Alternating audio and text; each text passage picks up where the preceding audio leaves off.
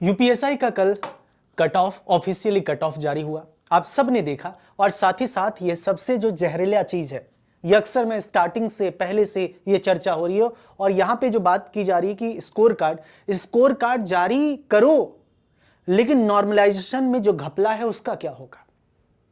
और score card जारी करो, लेकिन ये जो घपला हो चुका है, अगर आप गौर से देखो कि 2000 किसी को ये दिक्कत नहीं है कि कट ऑफ आए, पिछले 2021 में भी कट ऑफ आई थी, लेकिन इस बार जो आधारहीन है, पेपर आसान था, इसमें कोई दो राय नहीं। पिछली बार की बात आधा था, आधी भर्ती थी, सब कुछ ठीक है। लेकिन मुझे बताओ 12,833 जो विद्यार्थी, 2.7 टाइम्स जो विद्यार्थी उत्तर प्रदेश पुलिस भर्ती एवं प्रोन्नति बोर्ड ने जारी करा है, वो विद्यार्थी है कौन। इस दुर्गंध में तुमने कुछ सुगंधित जो सुगंध है, कुछ जेन्युइन विद्यार्थियों को शामिल कर लिया, तो इसका मतलब क्या है कि जो भर्ती है वो साफ सुथरी हो जाएगी।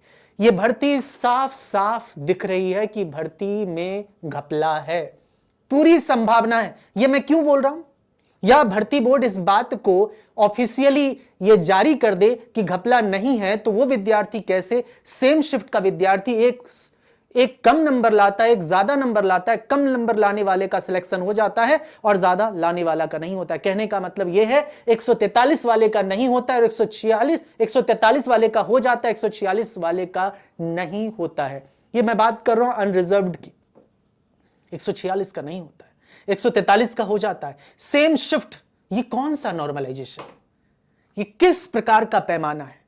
या आपको लगता होगा कि इसका प्रमाण क्या है। प्रमाण तो सारा प्रमाण तो भर्ती बोर्ड ने निगल लिया, अपने पास ही रखती है।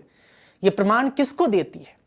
तो कुल मिलाके पूरी संभावना है, ये जो छात्र ने मेहनत की, नॉर्मलाइजेशन जो है, ये क्या कट ऑफ क्या है वर्तमान स्थिति में। देखें कि विद्यार्थी ने कितना नंबर लाए, 160 क्वेश्चन में से कितना सही करे, कैसे करोगे सिलेक्शन। ये कोई तरीका है, कोई तुक है। किन 12,833 जो विद्यार्थी, वो कौन है आप बताना। आपके क्षेत्र से हैं, आपके मोहल्ले से कितने हैं, उसकी संख्या कितनी है, कुल 75 जिले हैं, कौन है, कहां से आते हैं विद्यार्थी। अगर कुछ एक मेहनती विद्यार्थी का सिलेक्शन हुआ है तो ठीक है, वो तो अच्छी बात है, वो तो खुशकिस्मत माने। लेकिन क्या वो इस बात को दावा कर सकता है, जिस विद्यार्थी का अभी डीबीपीएसटी में हुआ है, क्या वो दावा कर सकता है कि उसका फाइनल सिलेक्शन हो जाएगा। यहां दावा कुछ नहीं है, यहां दावा करने वाले को बाहर कर दिया जाता है। इस बार तो ऐसी स्थिति हुई है कि जिसमें कुछ भी नहीं कह सकते, सभी के स्कोर कार्ड जारी करो। लेकिन सवाल है, मेरा एक ही सवाल है, स्कोर कार्ड भी भर्ती बोर्ड जारी कर देगा, लेकिन वो स्कोर कार्ड भी एक तथाकथित स्कोर कार्ड होगा, ऐसे लिखा होगा। लेकिन ये जो जहर है, ये जो जहर है, इसको खत्म करो या भर्ती पारदर्शी बनाओ, उसके अलावा कोई उपाय नहीं है। कई ऐसे हैं, एक एससी का विद्यार्थी है, आप सभी जानते हैं एससी का जो कट ऑफ है वो 350 अंक है, मतलब 140 प्रश्न, और 139 करने वाले एससी शेड्यूल कास्ट अनुसूचित जाति का विद्यार्थी 139 अर्थात 347.5 अंक लाने वाला विद्यार्थी नहीं होता है, नहीं होता है। नाम है राहुल कुमार, और एक उसी कैटेगरी का विद्यार्थी, अनुसूचित जाति का विद्यार्थी, एससी का विद्यार्थी 135 लाने वाले का हो जाता है। ये कौन सा नॉर्मलाइजेशन है, आधार क्या है। और कभी कभी मैं देखता हूं कोई बताता है आके, इसमें 3 नंबर बढ़ जाएंगे, इसमें 4 अंक बढ़ जाएंगे, इसमें 2 प्रश्न बढ़ जाएंगे। अरे आधार तो बताओ, आधार क्या है, कौन सा गणित है, कौन सा बुलियन अलजेब्रा है, कौन सा कैलकुलस है, कौन सा ट्रिग्नोमेट्री, कौन सा अर्थमेटिक, कौन सा गणित है ये। लेकिन नहीं, आप कभी विचार करो, आपको उत्तर प्रदेश की परीक्षा देने में डर लगना आपके अंदर वाजिब है, लाजमी है। विद्यार्थी करे तो क्या करे ऐसी स्थिति में। मैं फिर से बोल रहा हूं कि क्योंकि अगर कोई इसका आधार, मेरा कहना आधार नहीं है। अगर मुझे कोई शिक्षक या कोई भी व्यक्ति बिठा के कहता है कि यह आधार है और पूरी प्रामाणिकता के साथ, तो मैं मान लूं। इसलिए भर्ती बोर्ड को यह कहना पड़ेगा, बताएं कि भर्ती बोर्ड आधार क्या है। अगर आसान शिफ्ट है तो उसका आधार क्या है, क्यों है आसान।